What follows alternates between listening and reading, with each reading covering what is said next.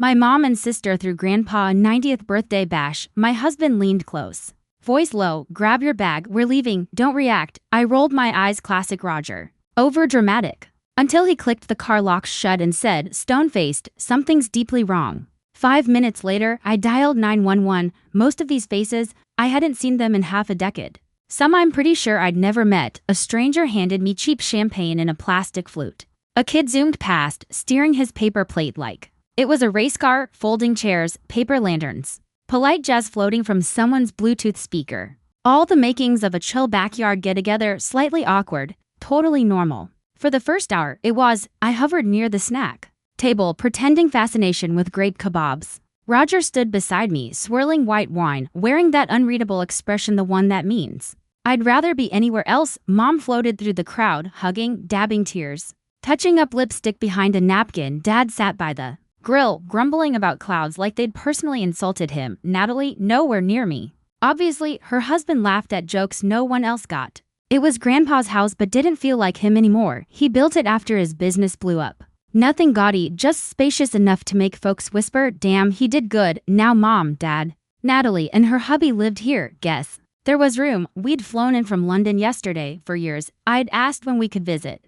Always the same reply, not a good time, he's not up for it, maybe next year. Then this spring, Mom said, if you really want to see him, come for his birthday, so I booked tickets. Thought maybe she was thawing, that this meant something. The party was already popping when they wheeled him out, hair combed, sweater vest familiar. Everyone clapped like he'd just won an Oscar. I froze. He looked too good, skin smooth, eyes glazed, like he was listening to music only he could hear. I waved, no wave back, told myself it was age. Mom whispered, he doesn't talk much now. It's hard for him. I nodded like I bought it. She raised her glass, voice trembling just right for effect. 90 years of wisdom, love, generosity. She said, he built this family, gave us everything. Guests sniffled. A woman behind me sighed.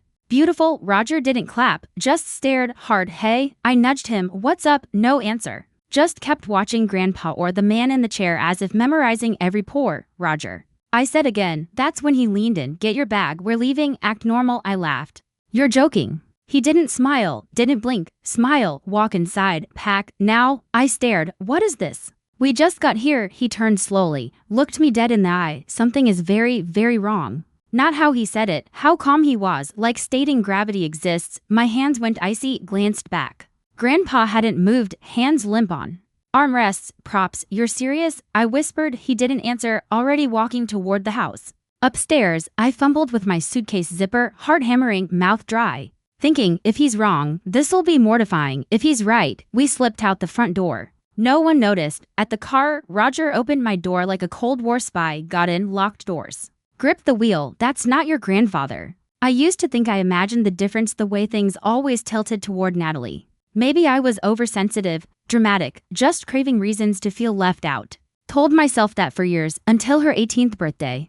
Whole house acted like she was boarding the Titanic. Suitcase full, scholarship, mom sobbing, don't go, we'll manage, please stay. 2 years earlier, when I turned 18, got a nod in a suitcase, time to grow up. Dad said, you're an adult, go build your life. No hugs, no tears, no help packing. I don't want to sound bitter. I moved on, college, job, Roger. London, not some grand escape, just timing, opportunity, and honestly, relief. Distance made it easier to ignore how rarely they called. Easier to blame silence on time zones. Easier to numb that hollow ache after every chat with Natalie. We kept in touch, holiday emails, occasional Zooms. Last real talk with Grandpa, 3 years ago. Video call, he looked older but sharp, asked about my job, I asked about his garden. Joked about squirrels stealing tomatoes. After that, radio silence, asked to speak to him. Mom always had an excuse, sleeping, tired, not feeling well. Eventually, stopped answering altogether, told myself it was normal, aging, withdrawal.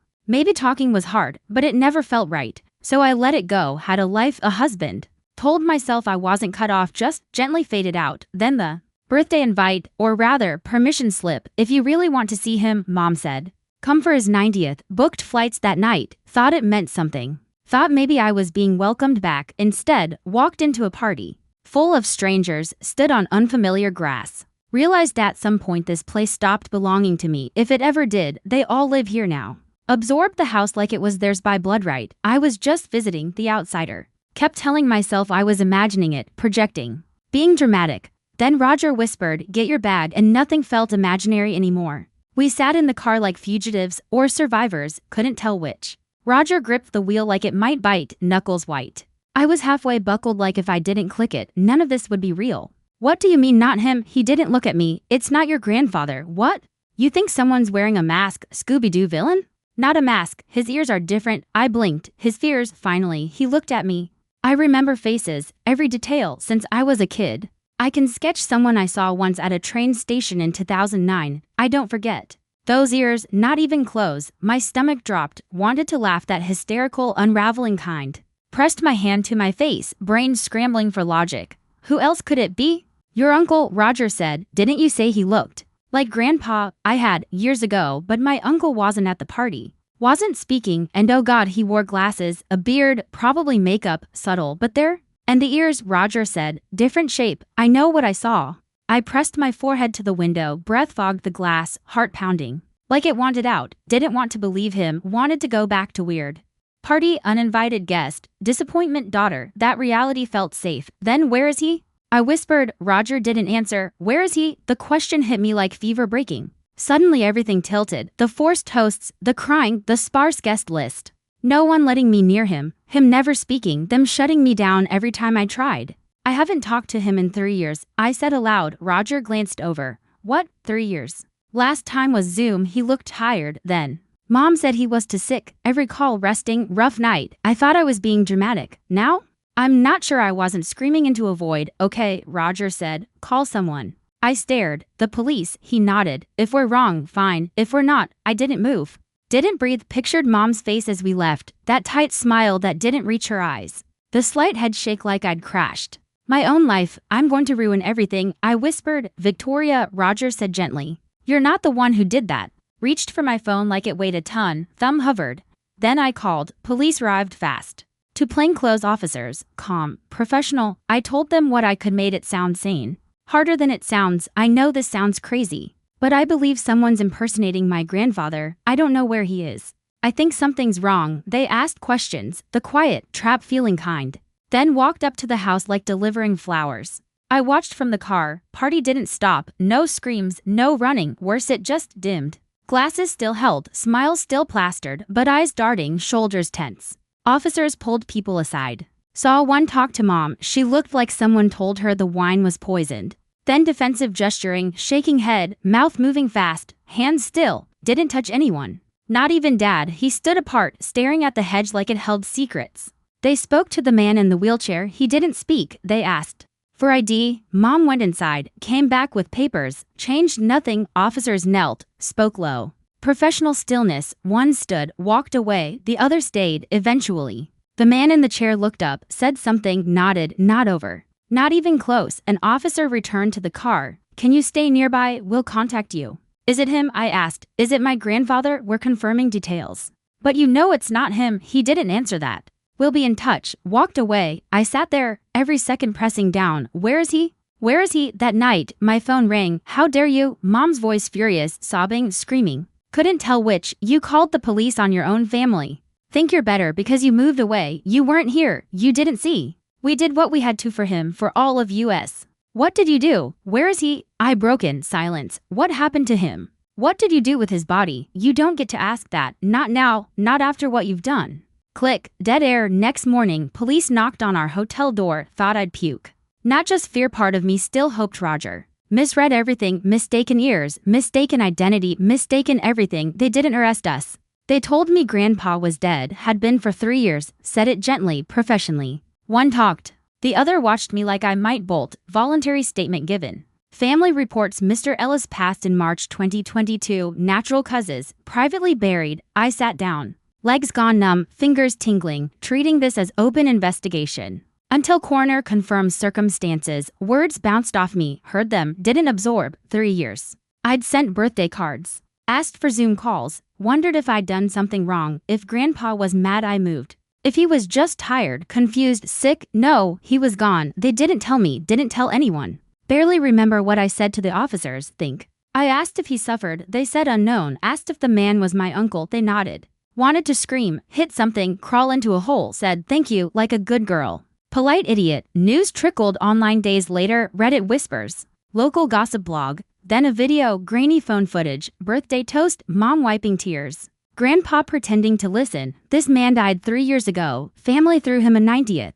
Impersonated by someone else. Internet did its thing. Laughed. Speculated. Tore us apart.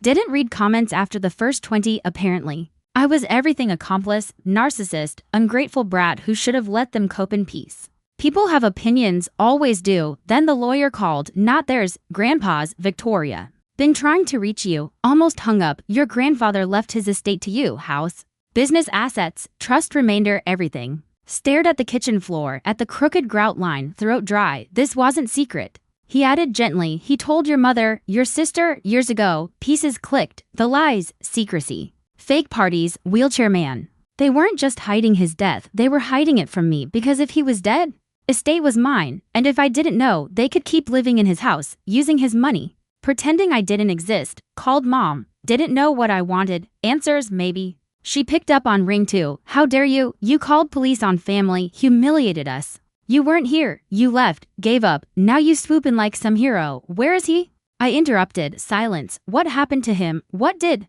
you do with his body? You don't get to ask that. You weren't there. I asked every year. You lied. We were protecting him, protecting you. He didn't want fuss, wanted peace. I laughed, cracked, bitter like something shattered under pressure. You didn't protect him. You looted him. She hung up. Weeks passed. Investigation crawled, then sprinted statements. Interviews, subpoenas, coroner confirmed it. Natural causes. Grandpa died in his sleep. No trauma, no poison, no violence, just quiet end. I cried. First time since the cops came. Finally could mourn him without doubt. But there was still the fraud, the impersonation, the money. Charges filed, failure to report death, withholding info, illegal fund access, identity. Deception, no prison, probation, conditional, monitored, slip up, straight to jail. Uncle the actor cooperated, got probation too. Me? Got the house, property, assets, not billionaire level. But enough to explain why they faked it so long. Didn't throw them out, courts did. They left silent, no apologies, no eye contact.